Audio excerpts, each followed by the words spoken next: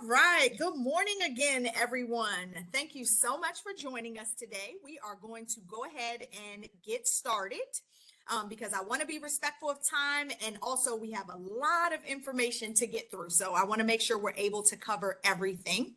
As I stated before, if you are on this session, you should be here seeking to get information about the business to business service provider grant being offered through DSLBD. Before I jump in and we get started, I just want to cover a few housekeeping items. Please make sure that you stay on mute throughout this session. You will have an opportunity to unmute to ask any questions. I also encourage you as I go through this information and the presentation, should you have any questions, please feel free to drop those in the chat. And then in addition to that, just be mindful that this session is being recorded. All right, let's go ahead and get started. My name is Shannon Taylor, and I am a project manager with DSLBD within the Innovation and Equitable Development Division, also known as NO.ed. I am also joined by two of my coworkers, Ms. Camille Nixon and Mr. Javier Sanchez. They will be monitoring the chat and supporting me to make sure that we are teeing up all questions. So if there is any technical assistance or anything that you need, please feel free to message them privately in the chat if you need anything as I'm going through this information.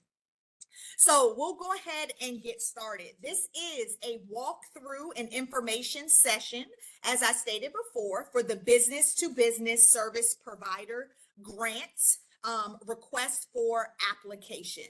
So to get us started, I am just going to go over a few items. And as I discuss some of these high-level points, Javier will be sharing some links in the chat so that you are able to access this information if you haven't already prior to coming on this session. For today's session, I will be doing a thorough deep dive and overview of the RFA, which is a request for application for this particular grant program. The RFA is a 25-page document, as being shown here on the screen, that all of you, as you want to learn more about this opportunity, you're thinking about applying for this opportunity, you are encouraged to review and read through this document in its entirety. I am going to go through this document section by section throughout this session today. But even with that, if you do not already have it in front of you, I definitely encourage you to review this document. This document, as well as a general overview for this program, all of that information can be found on DSLBD's website. That is www.dslbd.dc.gov. And on the actual homepage in the rotator, you should be able to select the business to business service provider grant.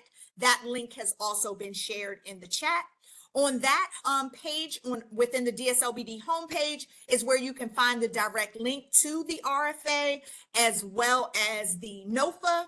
And then also how to access information for upcoming information sessions, as well as Q&A sessions that we will be having throughout the grant application period.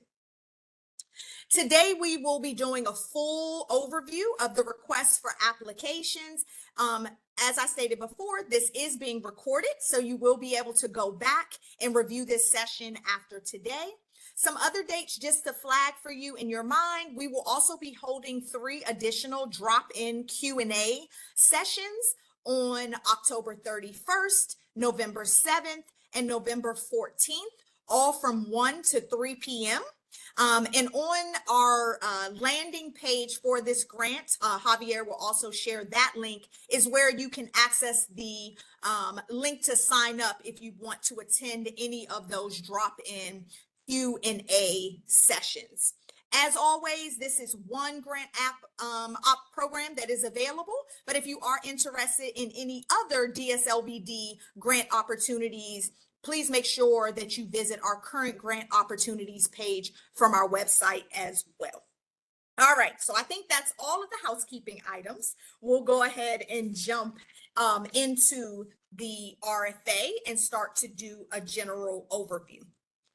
The business to business service provider grant just opened on yesterday. How exciting. So the application, the proof of eligibility application for this particular grant is open from October 24th until November 21st at 2 p.m.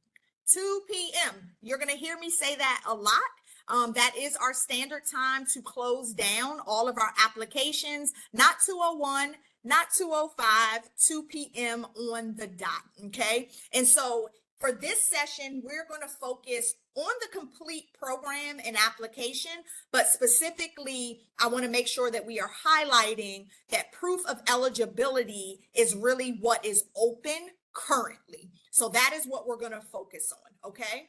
So that is available. I'll go into the details of how you apply, how you submit those eligibility documents as we go through this RFA, okay?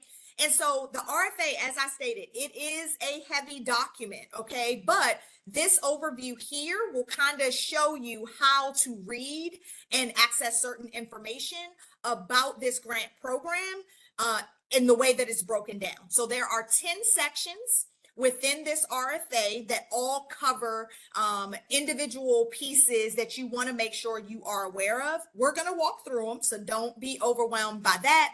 But as I stated before, don't just go to a specific section. Please read the entire document, and then throughout your eligibility application process, just reference the needed sections as you go to submit that application, okay? So let's jump into the objective. What is the business to business service providers grant?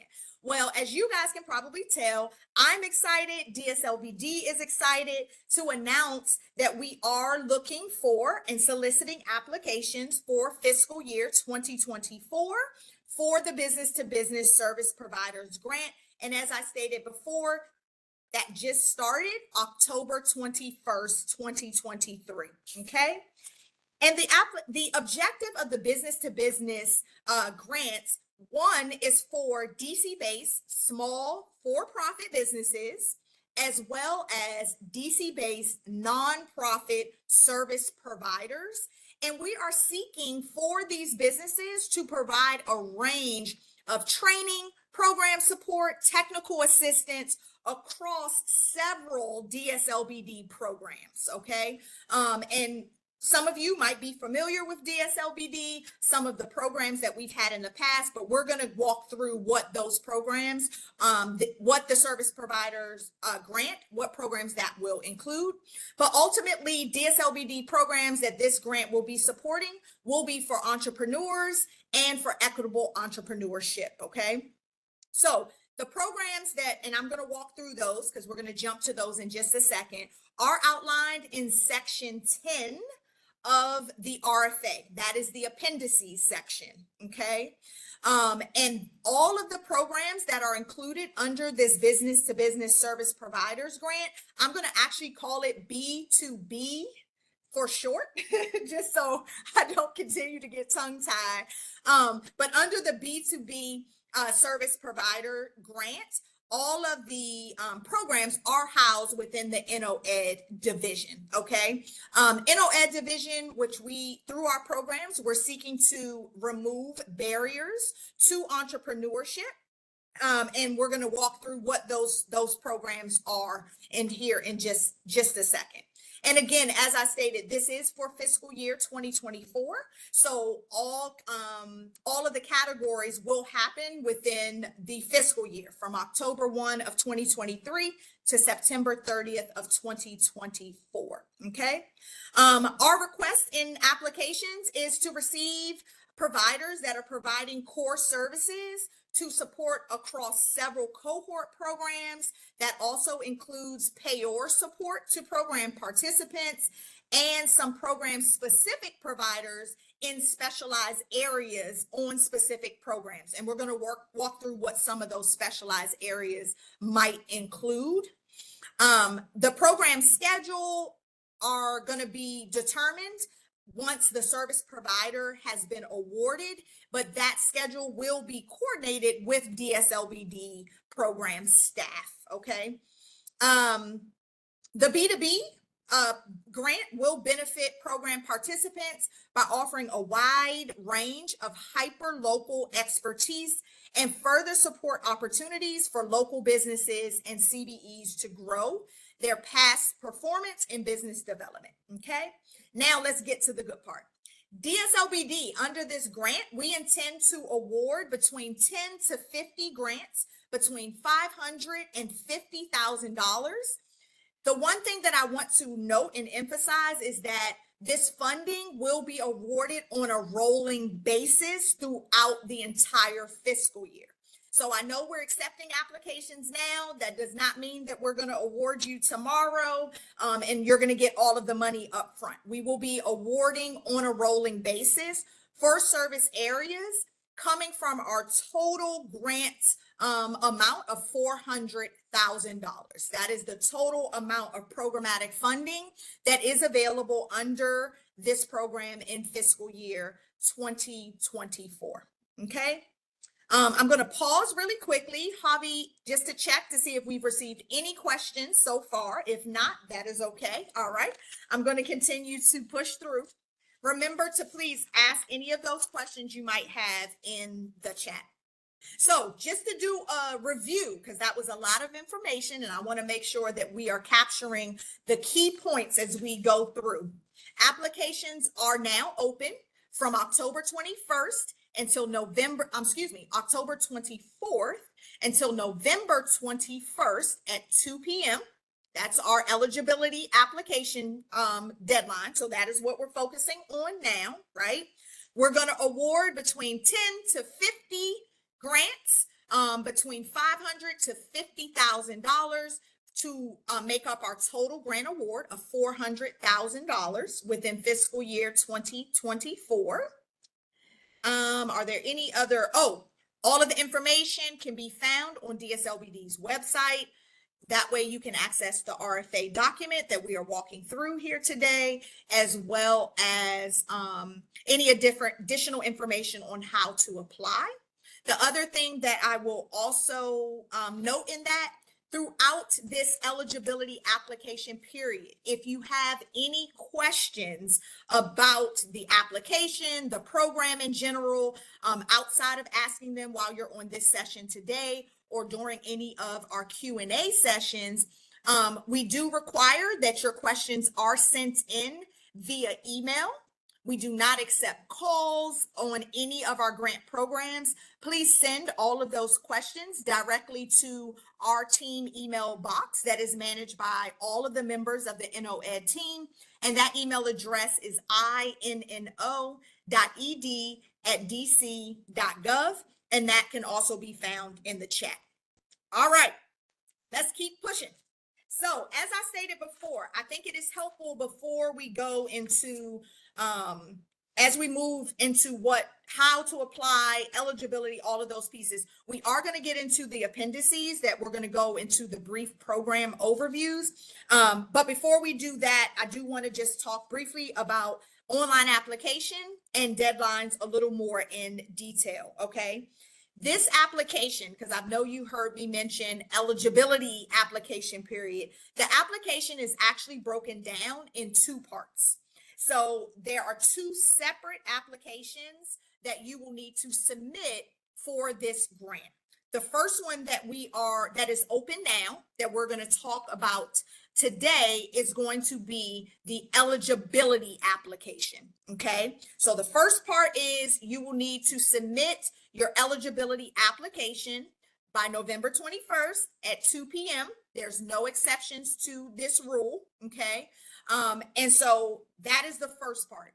The other thing that I want to note, the application is in two parts, and each section of that application will have to be submitted in two separate systems. Okay. So two applications, two separate systems, two complete deadlines. So 222, we're talking in threes today. So that's important to note, but we'll go into how we work that out. Okay.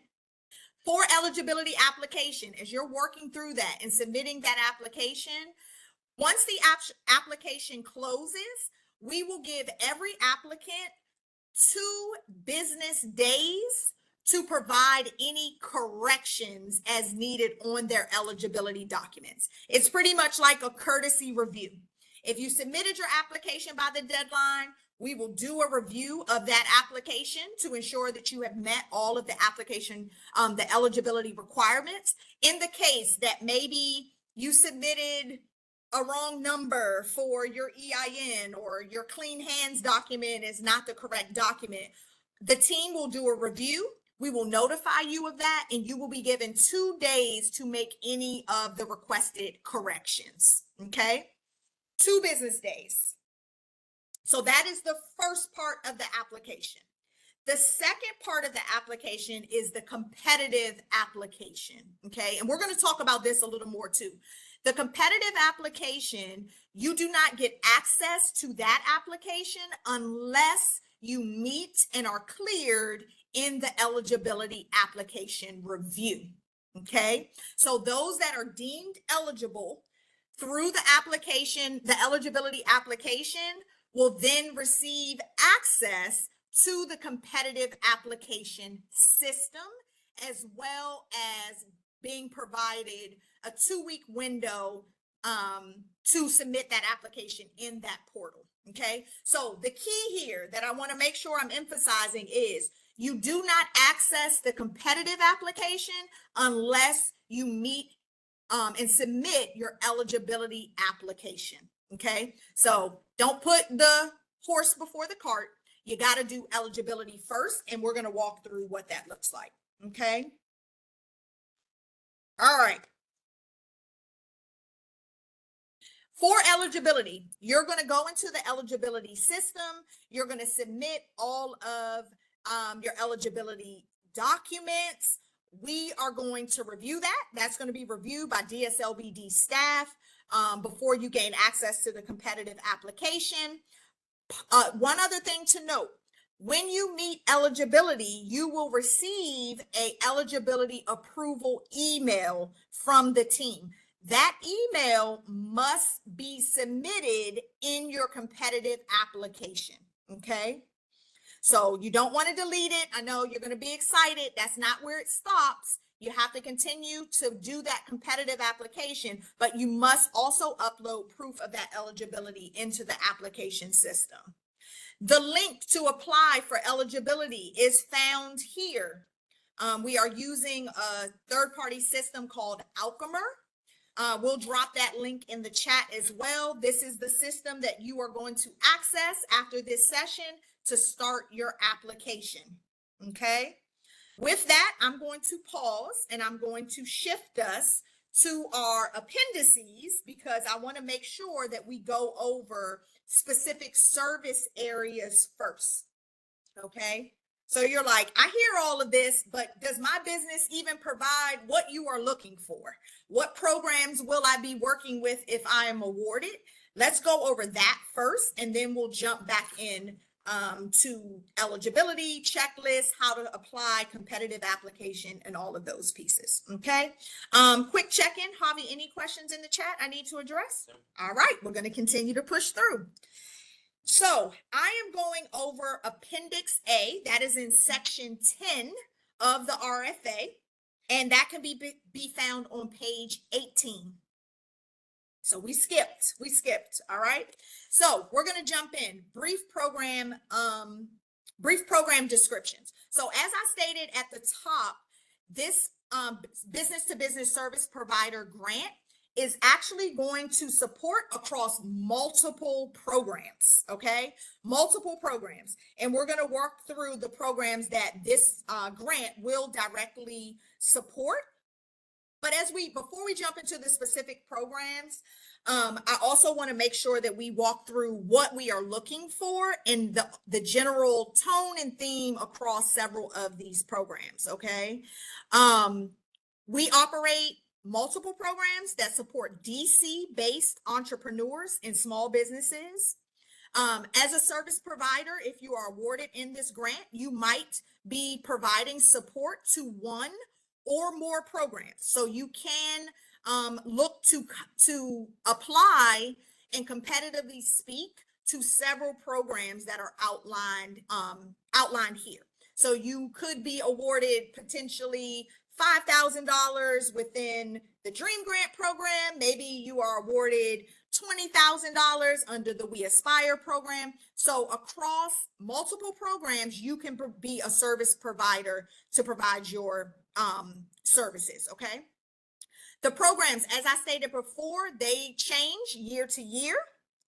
And that's why we encourage you to read through the complete program descriptions so that you are familiar with what the program is focusing on and targeting in this specific program year. That is important. So if you have prior knowledge about different programs, that could change within this fiscal year. So you want to make sure that you are aware of what the program, how the program has been developed and how the program will be run under this fiscal year.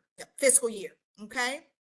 The programs below, all of them have a strong focus on micro, resident owned, and or disadvantaged businesses. And again, all of them will be DC based entrepreneurs or small businesses. Just for general knowledge, micro businesses are considered businesses with 10 or less employees.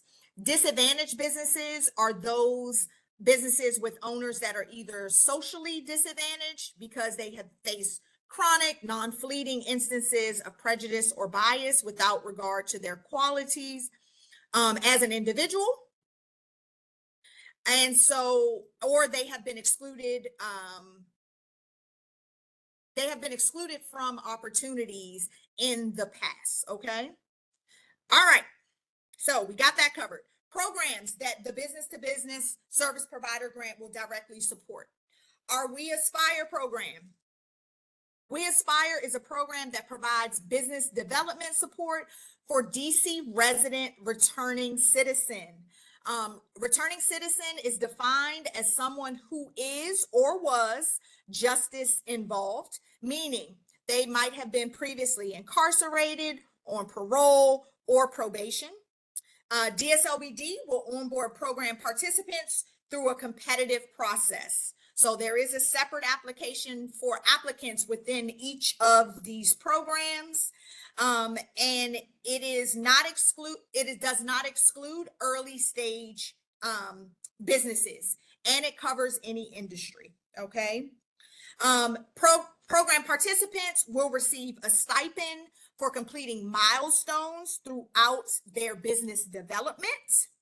And the program will be built around a core cohort and that meet the requirements, that will receive a stipend, and they also will participate in additional training. On average, the We Aspire cohorts are looking to support a total of 20 to 25 participants, not aspirants, as we have a typo. All right, so that's our We Aspire program. Our Dream Pitch program. Dream Pitch is similar to the We Aspire program in the way that it functions. It too is a cohort training program, but it specifically targets and focuses resident-owned micro businesses with 5 or fewer employees that are located specifically in Ward 7 or 8. And so, again, this is also a competitive process for all applicants. So we will go through a competitive onboarding process, and those businesses will participate in a cohort training of for about 8 weeks, give or take. And at the end of that, they will be required to participate in a pitch event. That pitch event does require that businesses have completed their business licensing requirements. So this is a little different from We Aspire, where this does seek businesses that have proof of concept, that have been in operation, that have already gone through their licensing process. It is required to pitch in this program, and in order to receive pitch award, you must pitch within this actual program. And so we typically support about 40 to 60 businesses in the dream cohort. All right, so we aspire, dream pitch, and then also just cannabis. So the Just Cannabis program is an initiative to support, again, DC-based businesses and residents seeking to enter the regulated medical cannabis market through the expansion of the DC medical cannabis program. Okay, businesses that are seeking to get access to this market or have been in this regulated market face numerous barriers, increased risk, and they also have fewer business supports that are available because of the industry that they are in. And so this is one of our newer programs, so we cannot estimate how many residents or businesses are interested in support, but through the Just Cannabis program this fiscal year, we are looking to support between 100 to 200 businesses through support of licensing and regulatory authority.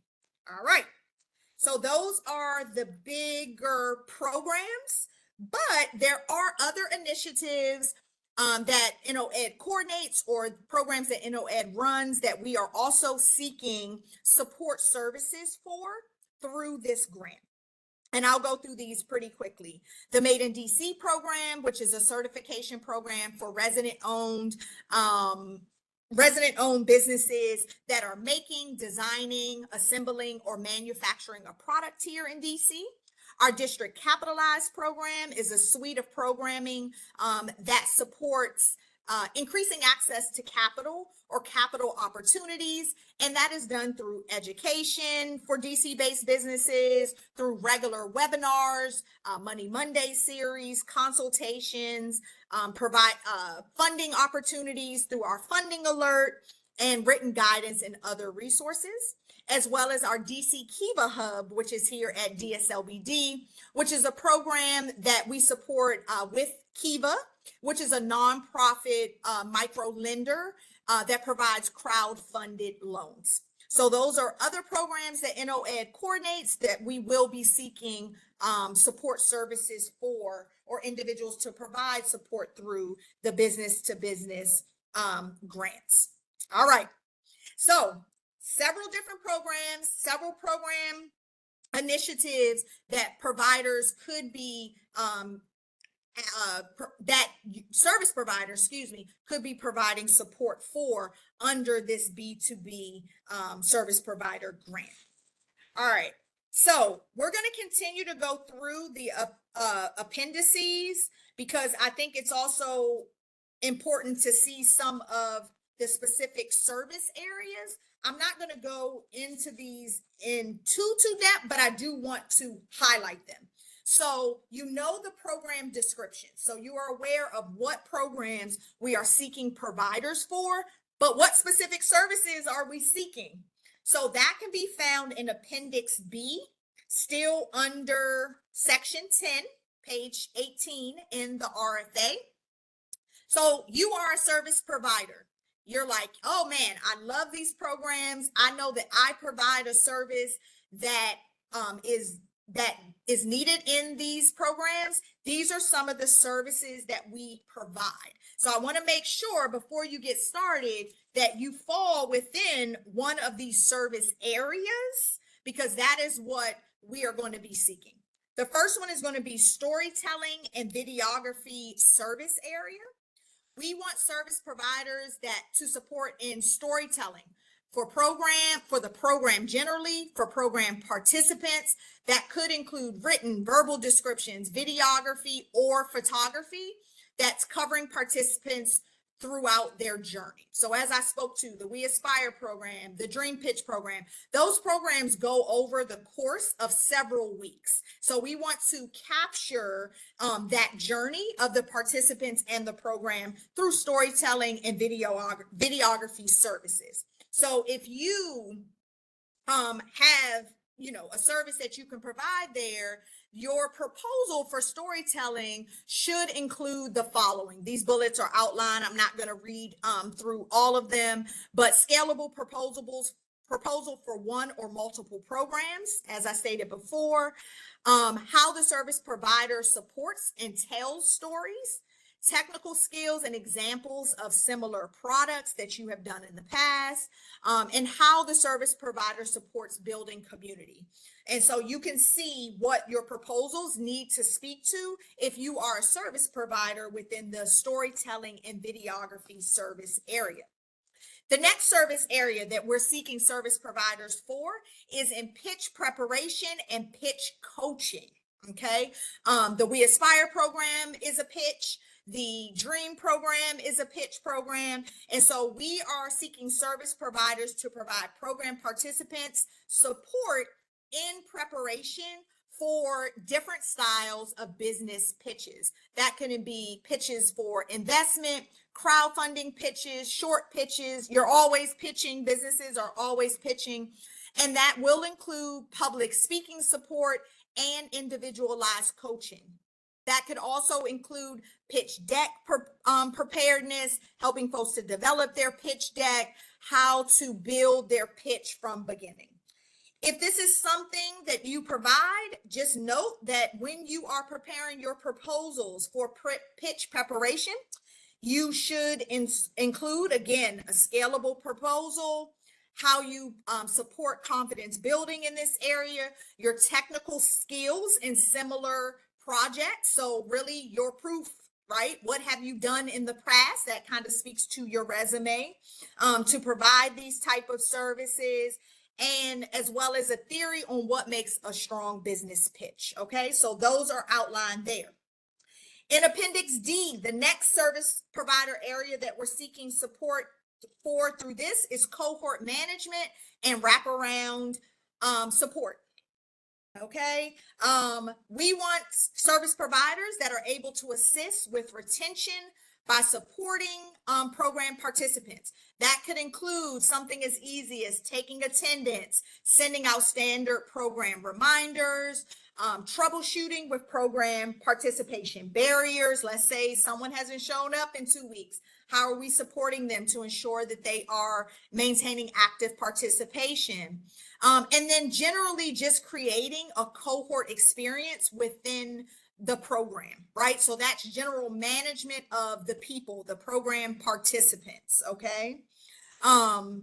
And additionally, outside of the program, we also want service providers to be able to provide our participants with additional services, social services in the city as needed, different business support services as needed.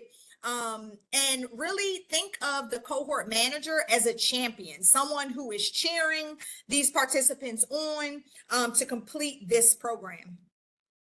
As you can see also, if that is something that you are able to do in your proposal, you want to speak to the following bullets here. Again, a scalable proposal, how you propose to create a cohort experience, your technical skills in similar projects, show us your resume. We want to see past performance. What have you done in the past, as well as specific deliverables as far as tracking milestones, attendance, and supporting program retention. There are many service areas that a business could fall into under this business to business service provider grant. And under Appendix E, we also are seeking pitch day on-site event management. So we talked about the pitch, the program is over, but there is actually a pitch event that has to take place. And so we're looking for service providers that can do event management on the day of those pitch events. So on-site logistics, timing, getting participants on stage in time, organizing with the event location to make sure there's audio visual, that there's signage, that there's screen share. All of those things fall into this. The Dream Pitch program, I'll highlight specifically because there are there are 3 total pitch days within the Dream Pitch program, and through the We Aspire program, there will be several mini pitches throughout the program. So probably not as large, but the Dream Pitch programs, there's a pitch program for Ward 8, there's a pitch event day for Ward 7, and then there's a cumulative one that's our Battle of the Wards. So that's total of 3 events. If this is something that you are able to support, think about the following as you are preparing your proposal for event management service provider. Again, we are seeking across everything, scalable proposals on one or multiple programs. What is the process for managing both small and large pitch events? Your technical event management skills, show us the resume. All right, that's what you're going to want to speak to in that section. And in Appendix F, we're almost there. We're almost through every service provider, and I'm going to review them.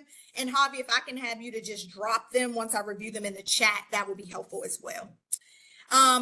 So pitch day, on-site event management. Next, we're on pitch micro payment provider service area. If you're a service provider that is able to support in issuing micro payments to DREAM participants or stipends to Aspire participants, this service area is for you.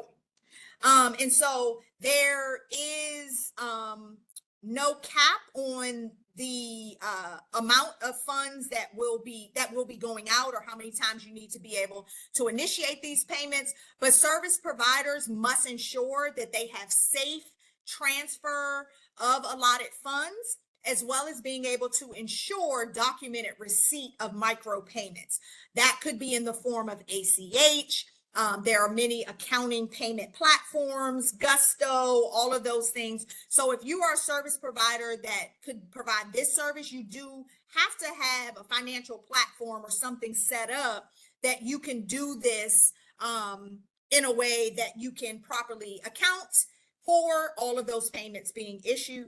And as you can see also below, proposals for micropayment management should also include scalable proposals and how you can issue all of these payments, a format, being able to tell us what your format is for secure management of transfer of funds, and your experience in actually issuing and tracking payment receipts in the past. All right. We still have some more areas here. The next service area is going to be our business classes and workshops. Okay. DSLBD seeks multiple business service providers for a variety of formats and topics, again, to support our DC-based entrepreneurs in introductory or upskilling classes for business management. Okay. Classes may be core classes that are required within a specific programmatic area, but then they could also be very topic specific for additional support within service provider service areas. Okay. What is the one thing I want to say about classes? I feel like all of the programs have some sort of training component that is required, and that might not be the core training component within a program, but many programs do seek to stack that. So let's say DREAM is talking about marketing and branding, but it's also important that businesses are establishing strong financial structures. And so we might need someone to provide a QuickBooks training workshop or class. Okay, so that's what the business is going to include.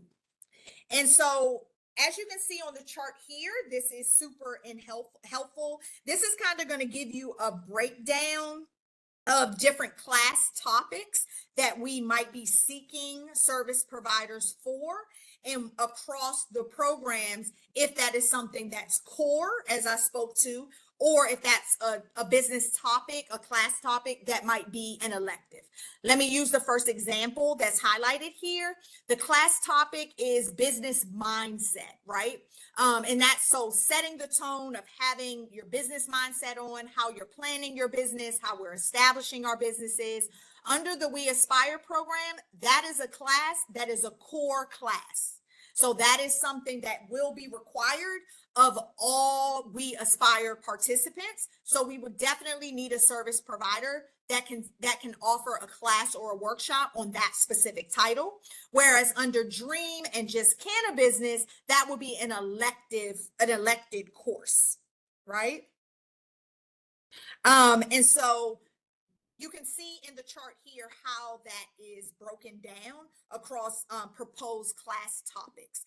But for class topics, if you offer workshops, if you offer trainings, we are looking for individuals that have subject matter knowledge and expertise in these specific class topics. Okay. And again, proposals, if you're writing a proposal under your grant application for business classes and workshop services, there's a long list of things that you need to be able to speak to in your proposal. Is it scalable across multiple programs? What is your proposed class or workshop topic? We want to know that specifically. Pull from this list, but we want to know what is the workshop topic. What is the length of time that that you need in order to run this class or series of classes?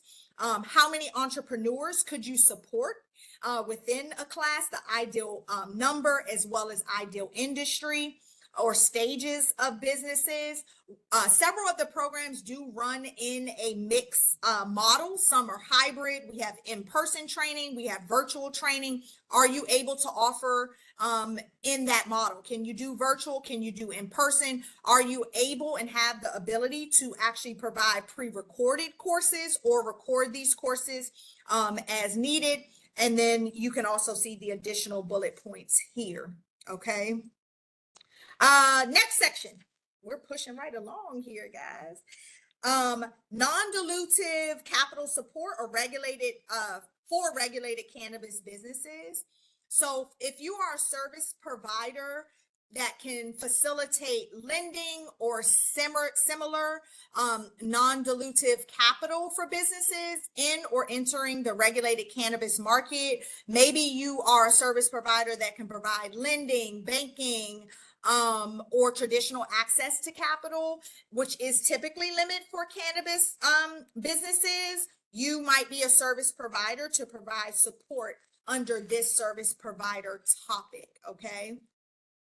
And as proposals, here are the bullets.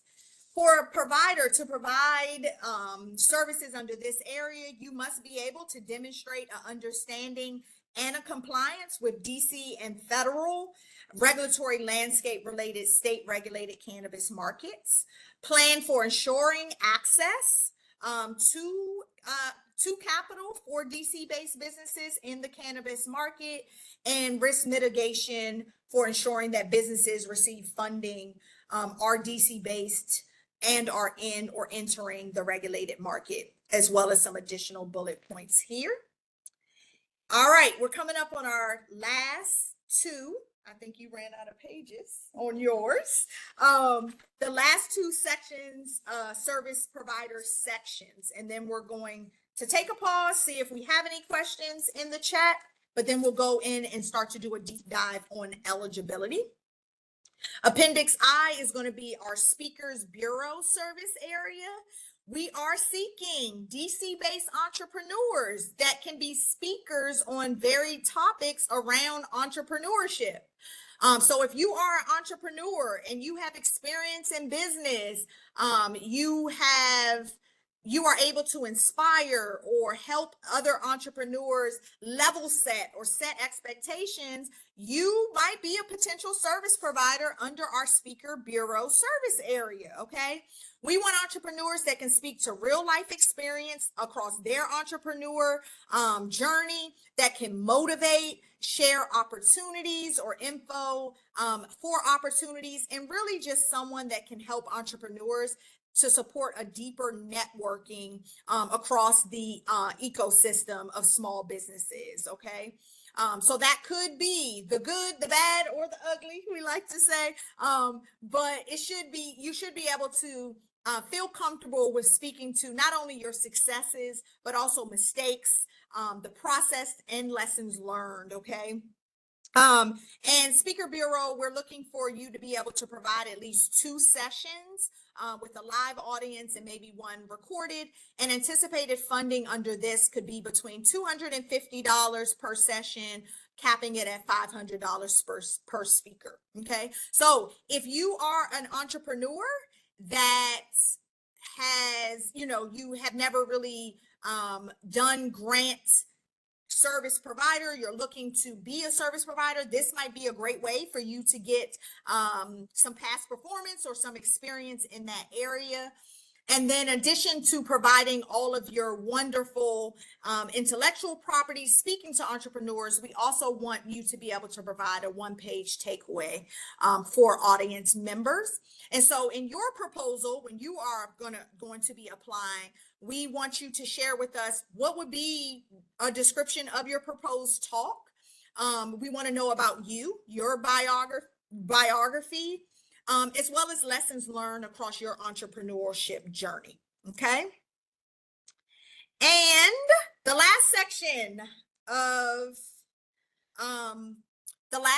is going to speak to if there is something within a proposed program that comes up that for some reason we did not cover in all of the other sections of service provider areas, there will also be something, or as you think about the programs that we talked about, if you're like, hey, I really think that Dream would be great if this thing was included, you are going to submit your application under the innovative proposals for services not contemplated by this RFA. So that is anything that does not fall into one of those other defined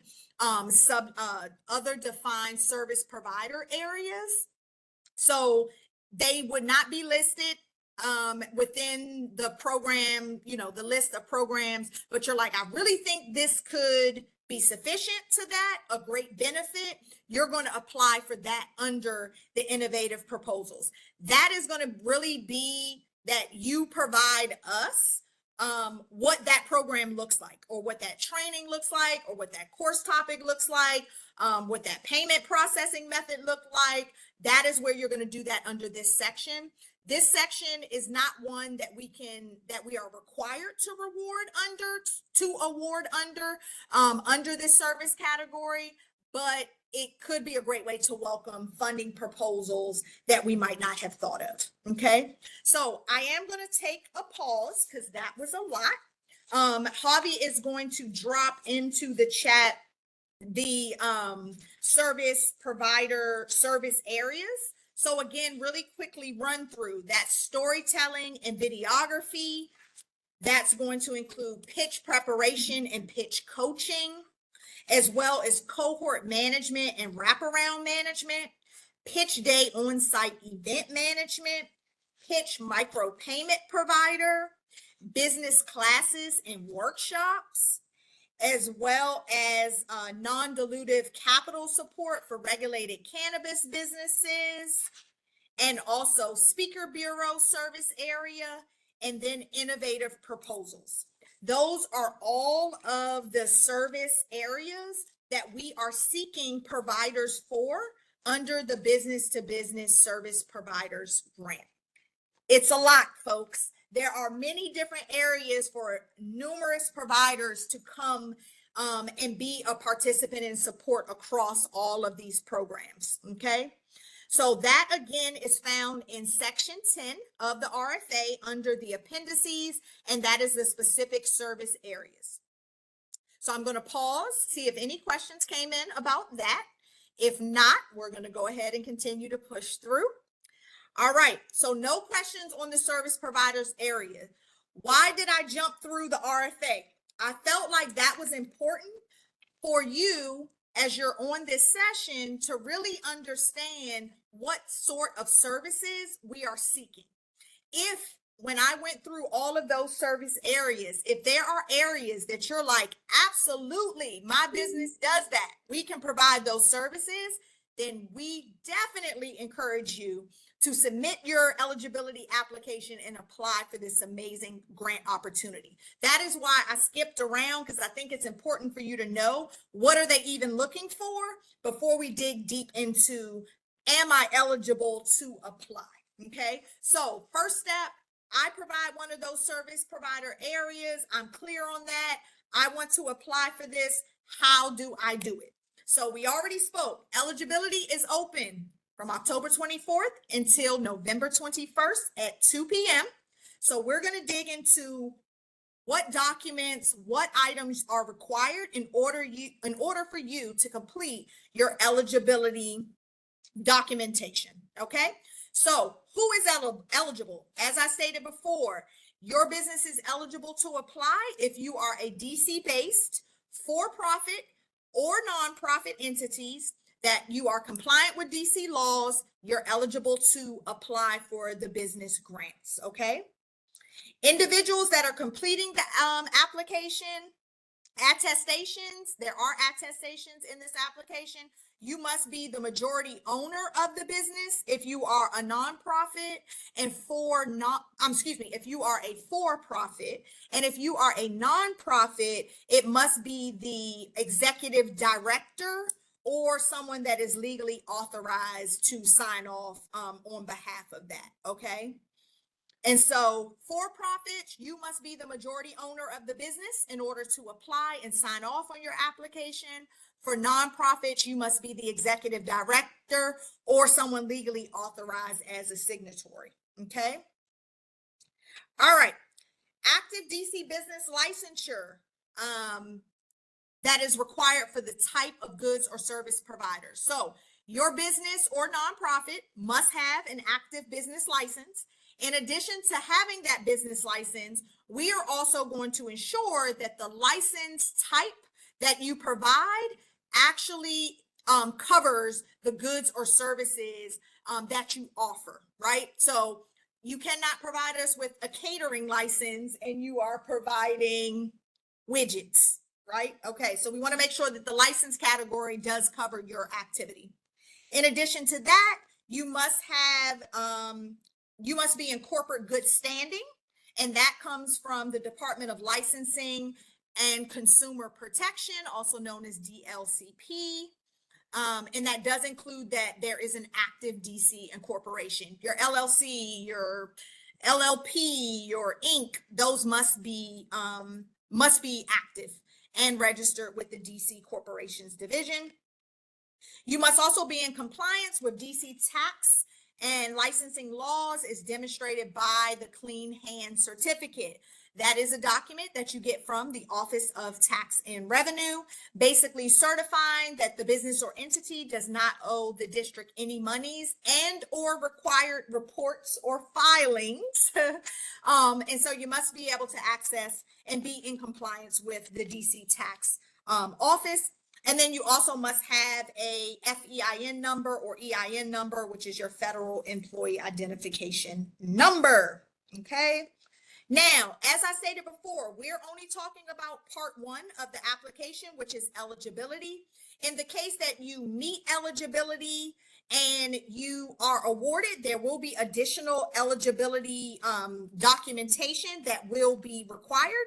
And that's going to be outlined under Section 3, eligibility checklist, letter A. Okay.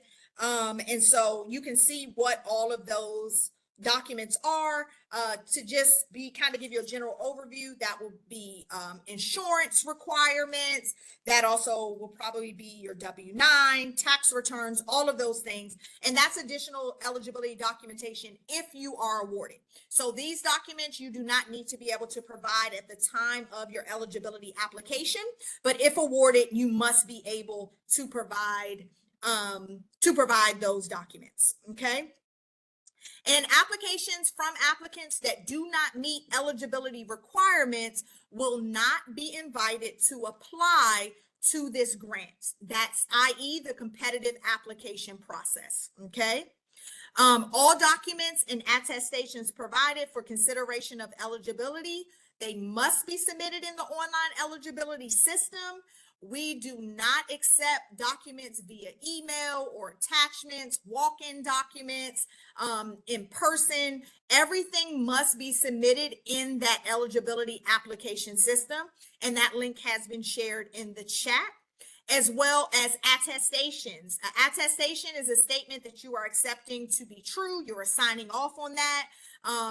Any false attestations that you make in the system may result in the grant being forfeited or penalties as appropriate. Okay.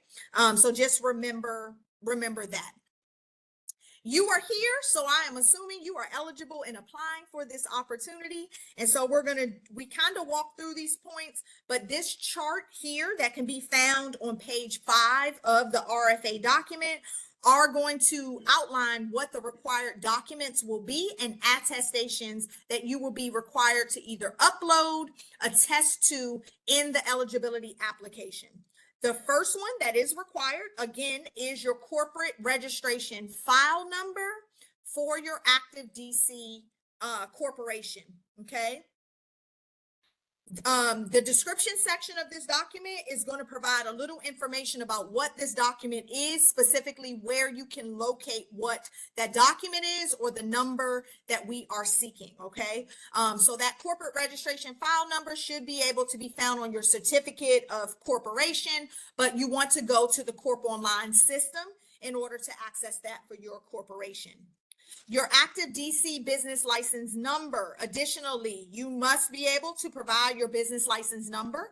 We will conduct a search of that business license number to ensure that it is active, that it is issued to your business. That can be found by utilizing the Scout system, which is the DLCP business lookup system. And of course, we're checking to ensure that your principal office is located in the district. You must be a DC based business.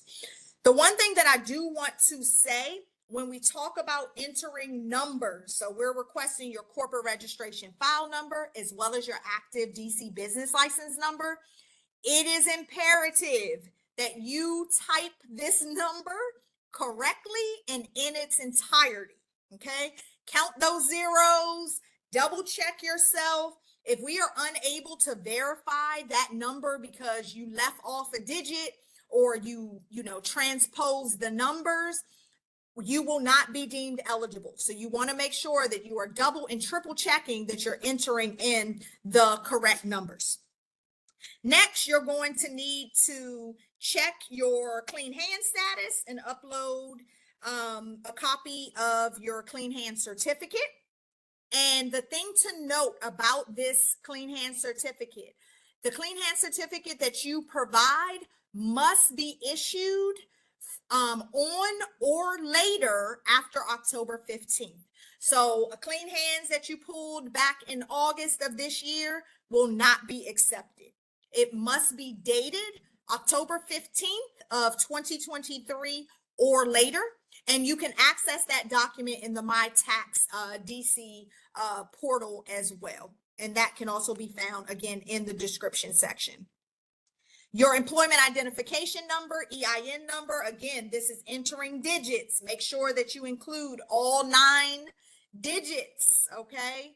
The other thing to note in this is that the EIN number that you provide, that document, that number must also be the digits that are displayed on your clean hand document. Okay, so the clean hands document doesn't provide all 10 of the numbers, but it does provide the last 4 digits of the EIN number. We're going to check those. You cannot provide me a clean hands document with one EIN number or with your social security number, okay, and that number does not match what is displayed on the clean hands certificate or what number you have provided us. So you just want to make sure all of your documents align, that all of your information matches. And then the last thing that you're going to provide would be required attestations. Again, that is you saying that a statement, you're attesting that a statement is true.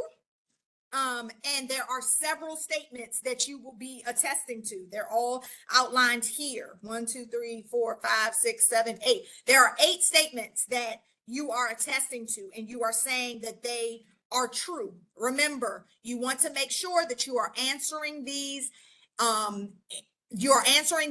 honestly, and that you are answering them correctly and that they are truth, okay? Again, if an attestation is demonstratively false or it's not made by that majority owner, the eligibility will be denied, okay? So those are the attestations. The checklist here covers all of the required documents that will be used to determine your eligibility. Okay. So if you see anything listed in this checklist, attestations that must be submitted and completed in order for you to be deemed eligible. Again, if you are not deemed eligible, you do not receive access to the competitive application. Okay. You got to pass this part before you can get to the competitive application. One other note I just thought of as we were talking about the attestation section, there will be multiple attestations that you have to make.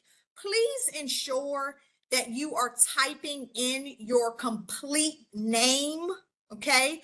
First and last, your legal name as the executive director or the majority owner, okay?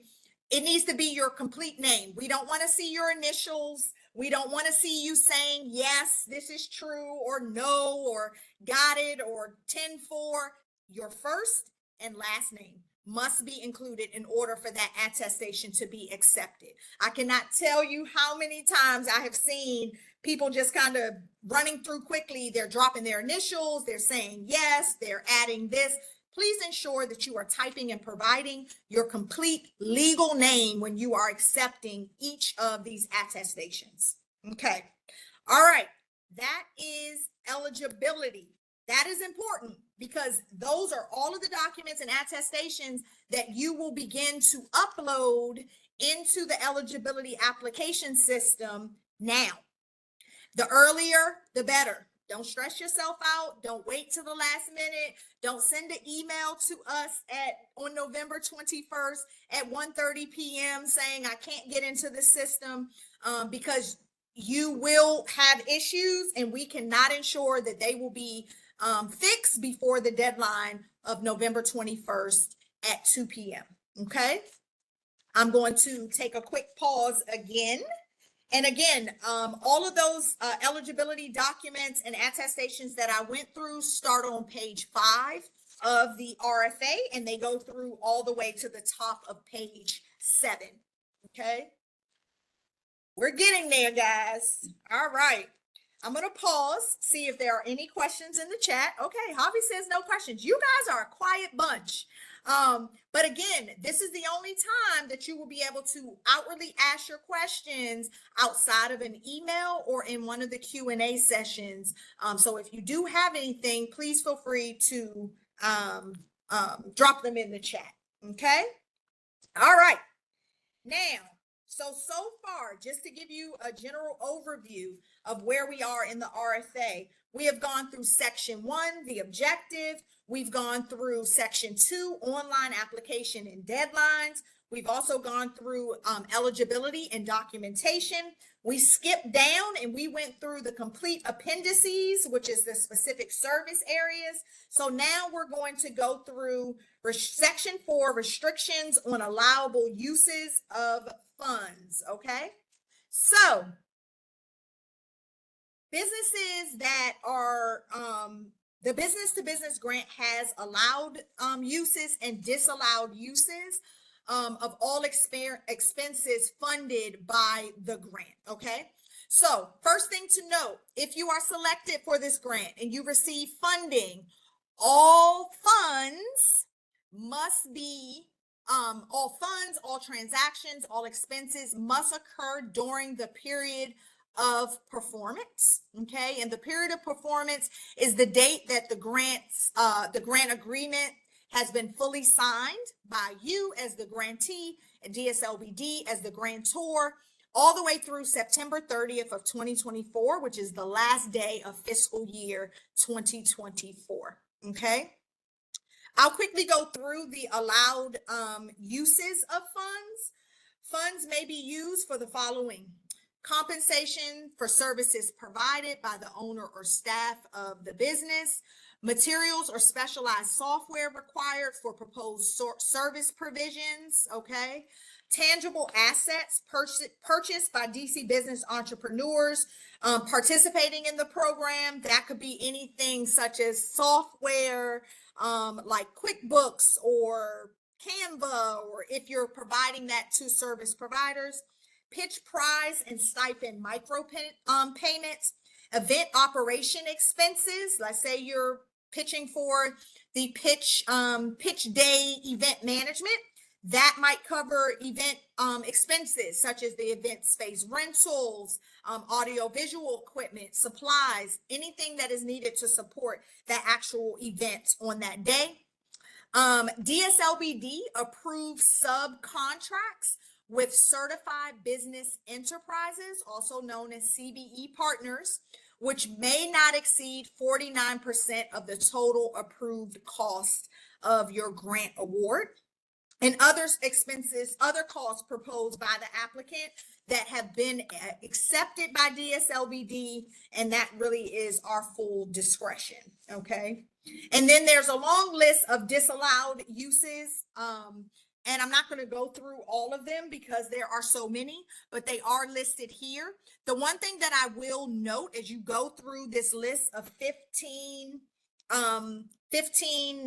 items that are not allowed, the biggest thing to make sure that you review and focus on is that if you incur any expenses under the program that fall in any of these disallowed categories and you submit that proof of expenditure, this is what we will be reviewing when those expenses are double checked. And if we see that, we're going to say, this is not an allowed use. We will not accept that. And you'll need to come back with additional expenditures, okay? So just make sure that you are aware of what you can and cannot spend the grant funds on. As I stated, we review proof of all fund expenditure, against all approved cost categories, okay? And so if they don't comply with the requirements, we will not approve those funds. And again, we are only going to approve funds that happen during the period of performance, as well as the period of time that the grantee maintains required insurance coverage. Okay.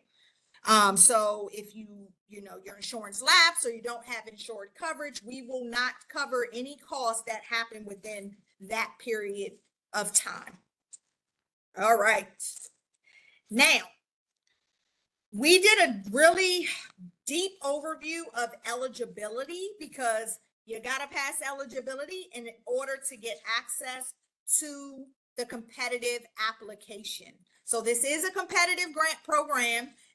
Just because you meet out eligibility does not mean you are guaranteed to be selected as a service provider under this grant, okay?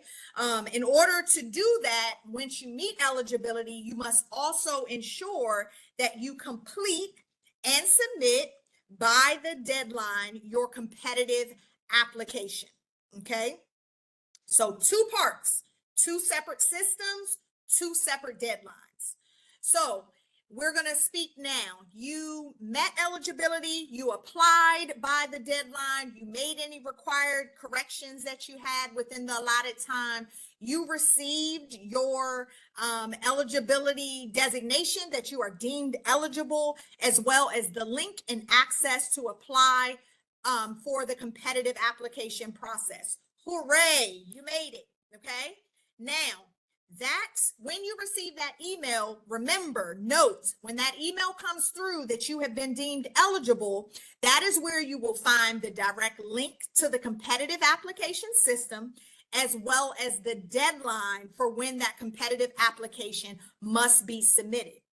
Do not wait, okay? Why do I say that?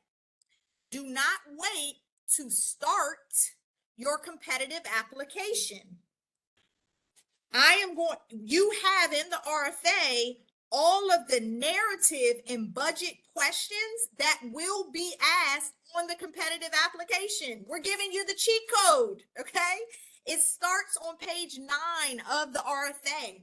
So yes, you want to make sure that you meet eligibility, but even as you're submitting your eligibility, you're getting started, please read through and start to prepare your narrative for the competitive application questions, okay?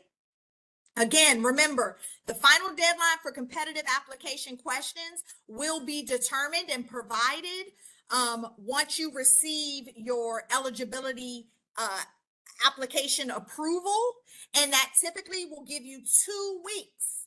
2 weeks. You'll be giving a total of 2 weeks in order to complete your competitive application and submit that. Okay. But in the interim of that, you can actually start to look through the competitive application. Okay. And that competitive application is divided into 7 sections. And those 7 sections will align with the scoring criteria for the competitive applications, which also is outlined in section 6 of this RFA. So we're putting it all out there. Okay. So here, and I'm not going to go through all of them because there are quite a few sections, but I do want to highlight what those competitive sections are. And so they're going to be the same across all service areas. So everyone has the same competitive questions. For you, you're going to reference what the proposal outlines are for each respective service provider area as you answer your competitive questions. Okay. Section A, we're going to ask that you explain your proposed service provision. This does not come with points. Thank you, Camille, for highlighting that. If you are applying for multiple service areas, you should submit multiple competitive proposals. Okay, one per service area. So you're going to have to submit multiple proposals for each service area that you are looking to apply for. Okay. And section A, is going to be for you to explain your proposed service provisions. Okay. Provide us with an introductory overview or summary of the proposal with highlighting key aspects. Okay. In that proposal, we also want you to identify any proposed partners or subcontractors that are external to your entity that you will be working with throughout your service, the service that you provide. Okay. Remember, subcontractors must be CBEs.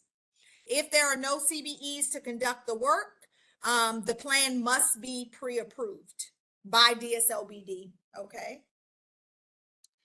The next section is going to be section B. Justify the proposed cost as cost effective, overall, and impactful in meeting the goals of the service provider area. That's worth 15 points. Okay. Because you are going to be speaking to cost, there is going to be a budget proposal that you will need to complete in the budget tab to include all of your cost categories. Okay. It is not required of speaker bureau applicants. Okay.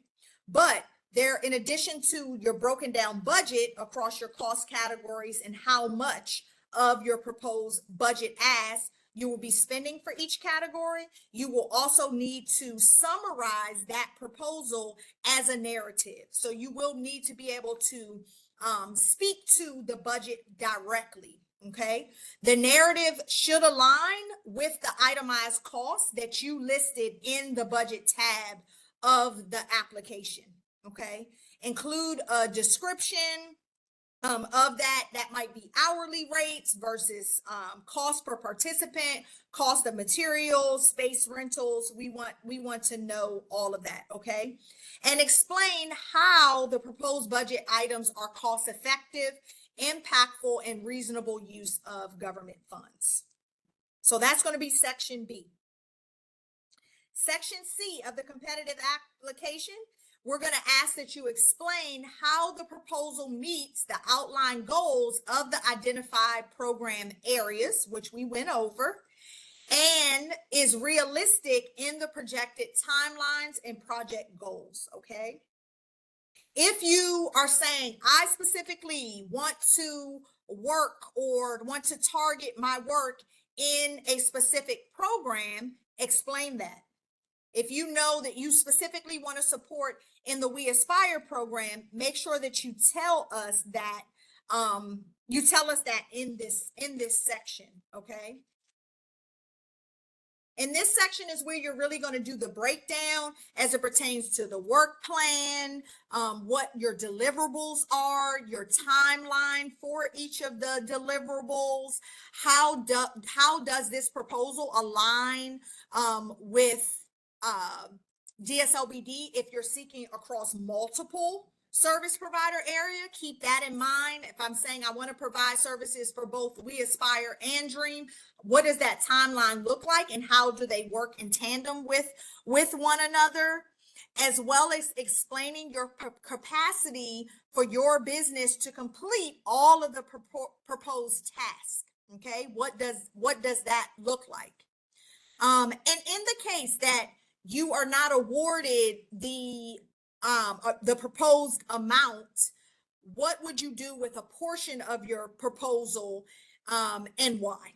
Okay, so really you want to be able to discuss the feasibility of your plan if you have to scale down, or in the case you might receive more, how do you scale up? Okay. Section D, you're going to explain past performance in the area of support proposed. That's where I said we want to know, brag on yourself, show us what have you done in this service area before and your past performance.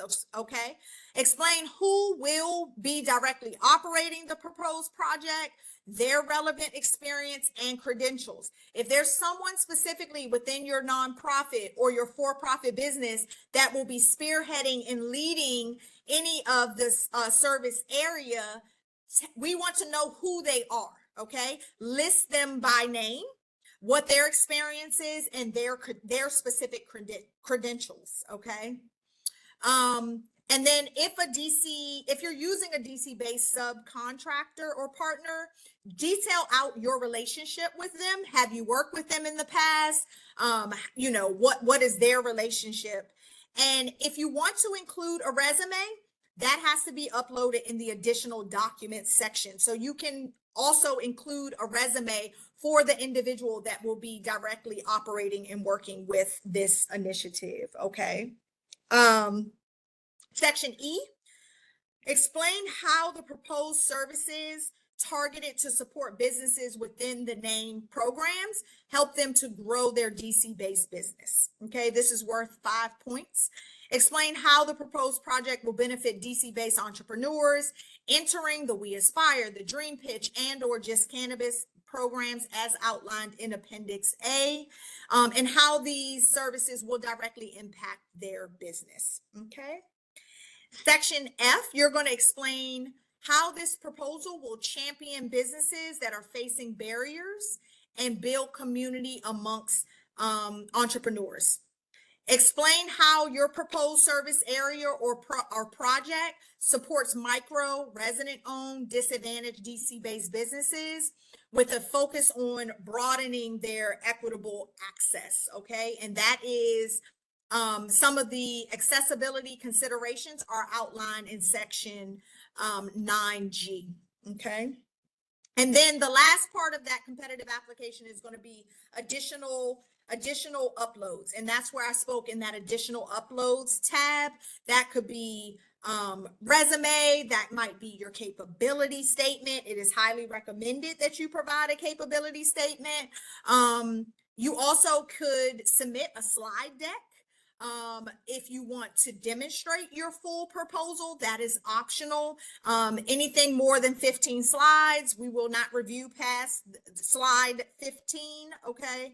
And then you also can upload up to 3 letters of support or reference letters of any kind. Again, that is optional. And all of those documents you will need to upload as attachments, a PDF or a JPEG file under the additional uploads tab within the application section. So I did go through the actual specific questions in the competitive and narrative questions, but that is just because there are a lot of them. But I did want to highlight the sections. And again, as you see these questions written here under section 5 of the RFA, that is exactly, if you meet eligibility, how you will see them in the competitive application. Okay. All right. Where am I? What section am I on? Scoring. I'm on section 5, scoring criteria. Okay. And as I mentioned before, so there are 7 sections in the competitive application, but the scoring is also going to align with that. So once we look to DSLBD will evaluate all eligible applications. As you submit your answers, we encourage you to review your submissions against this scoring criteria before submitting a final application. Okay, so you want to make sure that the 7 sections that you spoke to in your competitive application closely aligned with how that section will be reviewed by a grant reviewer. Okay, and so section A, same as section A of the narrative and budget section, there are no points required for that section. Okay, so a grant reviewer will read over your proposed service provisions section, and they are looking to see your narrative summary for strengths or weaknesses of your proposal. Okay, so that's what they're going to review. They're assessing no points under that section. Section B, in both your narrative and budget questions and your scoring criteria, they're going to review, are the proposed budgeted line items cost effective overall and impactful in meeting the goals of the service areas. Okay. Do the cost categories align with the narrative proposal? Remember, you're going to do a budget outline, but you're also going to do a narrative. Do they match? Are you talking about cost categories in your budget that you don't speak to in your narrative? You want to make sure that they all align, and that's what a reviewer is going to be looking for. Okay. Are the proposed costs reasonable within the service, and are they included in the allowable cost category in the RFA?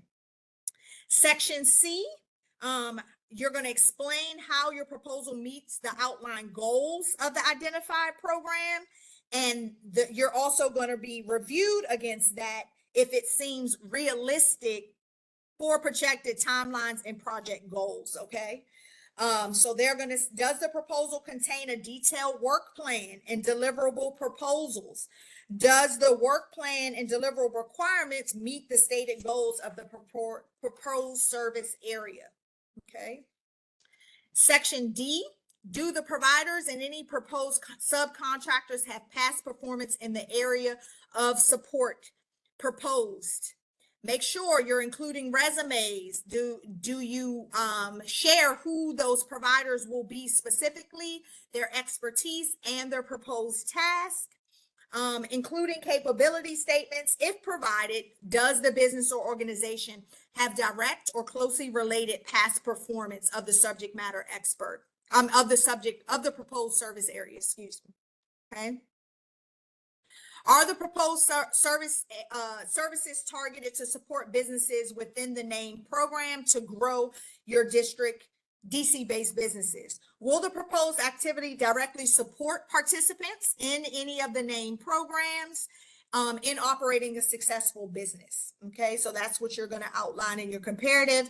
And does the proposal demonstrate specific support for micro businesses? Overall proposal champion, also worth 5 points. Okay.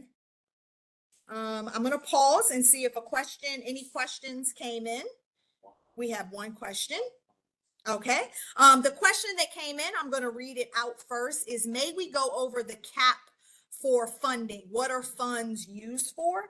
So again, under this program, we're looking to award service providers can be awarded anywhere between $500 to $50,000. Again, that's done on a rolling basis, and that funding could be covered across multiple of the program areas. And then the funds are used for, that's going to be outlined again in section, let me get my section here. That is going to be in section 4, which is the restrictions on allowable uses of funds. Okay. And so I went through those. I went through what is allowed. I didn't walk through all of the sections of the disallowed costs because there are quite a bit. But if you visit page number 7 in the RFA, under section 4, restrictions on allowable uses of funds, that is where you see what the funds can be utilized for. And a lot of that is going to be compensation of services, materials, tangible assets, pitch prize, stipend awards, event operation expenses, DSLBD approved subcontractors. But all of that of what you can spend it on, how you can use those funds, will be found under section 4 on page 7 of the RFA. So I hope that answered your question. All right. I don't see that any other questions have come through, so I'm going to continue to push through because we are nearing time, and I do want to leave space and time for any questions when we finish up. So we have gone through what, 8 sections of this RFA. So we are getting through. Section 7 is going to be the selection process. So you have met eligibility, you submitted your competitive application. How will DSLBD select grant recipients? And of course, that's going to be through the competitive application process. Okay. So once all competitive applications have come through and that section has closed, a review panel will be composed of agency partners, members of the public, and or DC government employees. Will do a review of eligible applications and score them using that above scoring criteria as outlined in section C. Okay. Once those scores have come in, the DSLBD program team will review the panel's reviews, recommendations, and we will report them directly to the director of DSLBD, who will make final determination on grant awards. All right. And we anticipate we're going to select a mix of different direct service providers per each individual service area. Remember, there are multiple programs that we are seeking providers for, and that again will be done on a rolling basis. Okay. So we complete the scoring, review panel, the director makes final determinations. Then we will get into section 8, which is the award information. Okay. I already stated awards will be reviewed and made on a rolling basis by service area.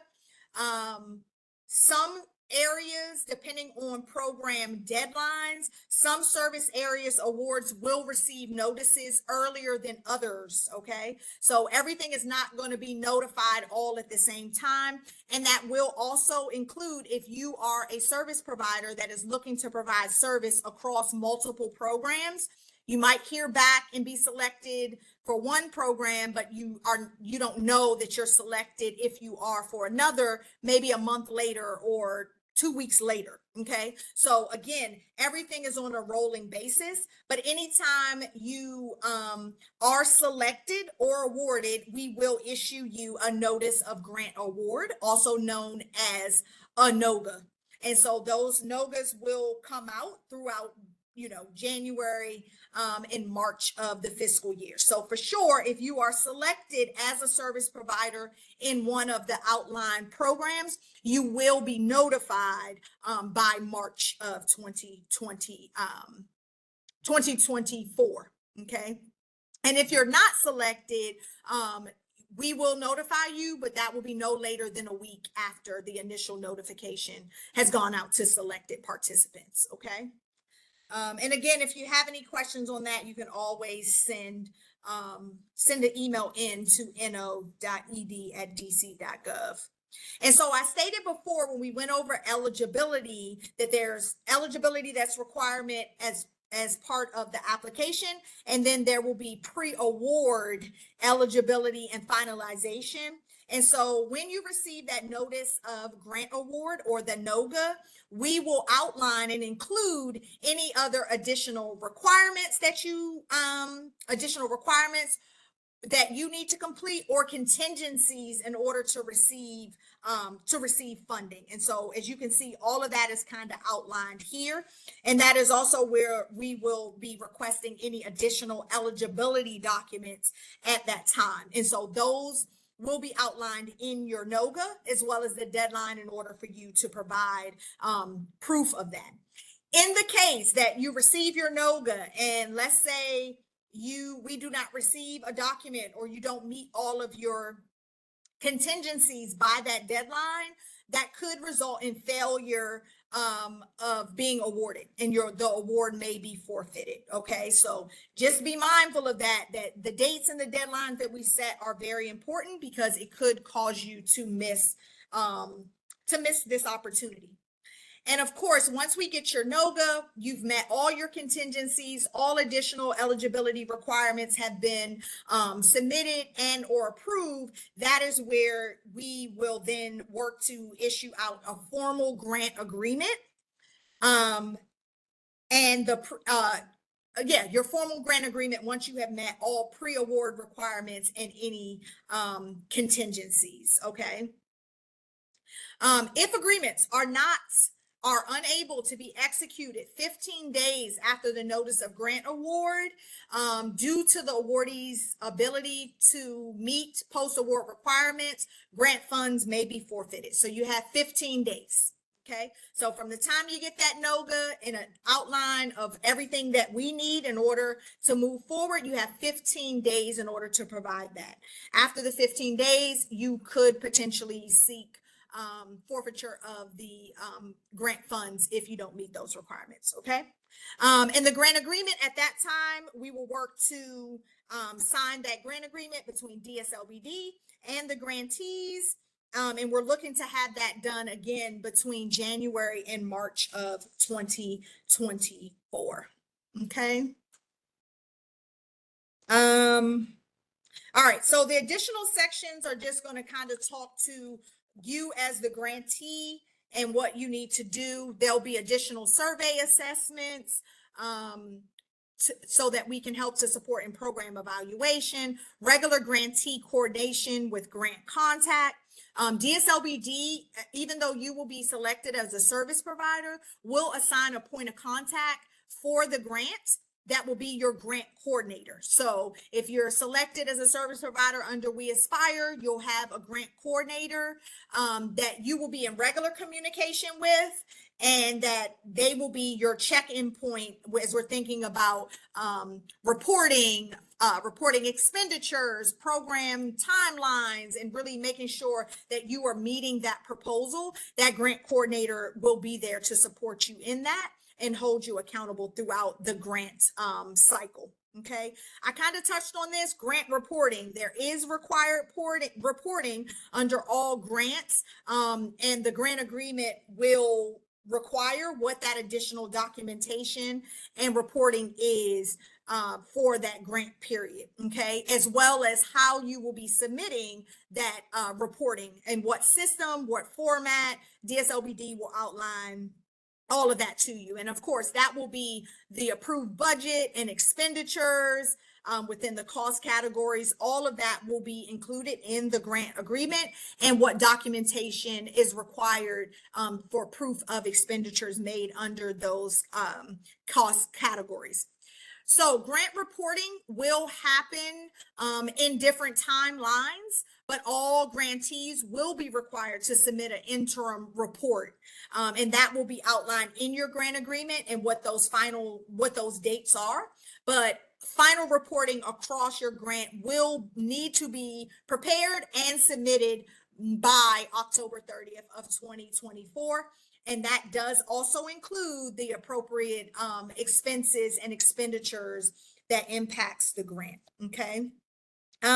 Disbursement of payments. once the grant agreement has been executed, we hope to have funds processed into you within a 30-day timeline. And that is, we're hoping. We cannot guarantee that. There is a process in order to get funding out to grantees. And so that, again, will also include additional documentation. So if we're asking you for it, it is because it is required of the system. And we look to pay everyone within 30 days. But of course, that is all going to be with getting the proper documents in place. Okay. And so the last section of the RFA is really going to be section number 9, and that's going to be all of the important legal disclaimers, contingencies, and of course, funding. The funding award is contingent on continued funding from the district. The RFA, although we're talking about this grant program, does not commit us to make an award. So I want to make sure we be clear on that, but you can also go through all of the other legal disclosures under this grant, all listed under section 9, which are important legal disclaimers.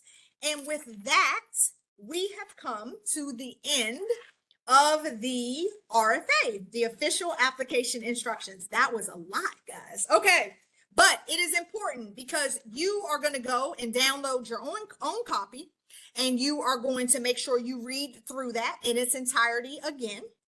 And so I just want to highlight as we get ready to wrap up our session for the day. And I'll make sure I'll check the chat again for any questions if we have any. But we have shared several links with everyone today, how to access this information, where to find your RFA, important application deadlines, specifically the eligibility application, which is currently open and is set to close on November 21st at 2 p.m. We are going to have several other Q&A sessions. All of this information can be found on the grant landing page. Javi, I'm going to ask that you drop that link in the chat again one more time. That is where you can find all of the document that I walked through today, the NOFA, as well as sign up for additional Q&A sessions. And most importantly, the link to the application system for you to get started on your eligibility application. And there'll be instructions when you get there as well. Anything that I covered on today's session, any questions as you review the RFA that might come up or you might have, please make sure that you email those questions to us at no.ed@dc.gov. Again, we do not take calls on any of our grants, as well as in-person questions. Everything must be received in writing. The only other way to ask your question verbally will be on a session similar to this, or one of our Q&A sessions that we will be also hosting. We have our first Q&A session coming up on October 31st from 1 to 3 p.m. Again, you can register for that session on the grant landing page, as well as review any required eligibility deadlines and deadlines generally for this grant opportunity. With that, I want to say thank you all so much for attending today's session and going through a walkthrough of the RFA with me today. Huge thanks to both Camille and Javier for supporting me in sharing our presentation, as well as answering questions and sharing important links. As always, we are here. We are excited about this opportunity. This was a full walkthrough of the business to business service provider grants that are now open and available. Please email all questions to no.ed@dc.gov. And with that, we are going to go ahead and end today's session. I look forward to seeing several more of you on our Q&A session. And again, we encourage you to start early. Do not wait till the last minute. as you have questions, as you develop your eligibility and seek your documents, email those questions in early. It's better to submit early than be crunched against the deadline. Again, the deadline for eligibility is November 21st at 2 p.m. With that, I am going to sign off and say thank you all again and have a great day.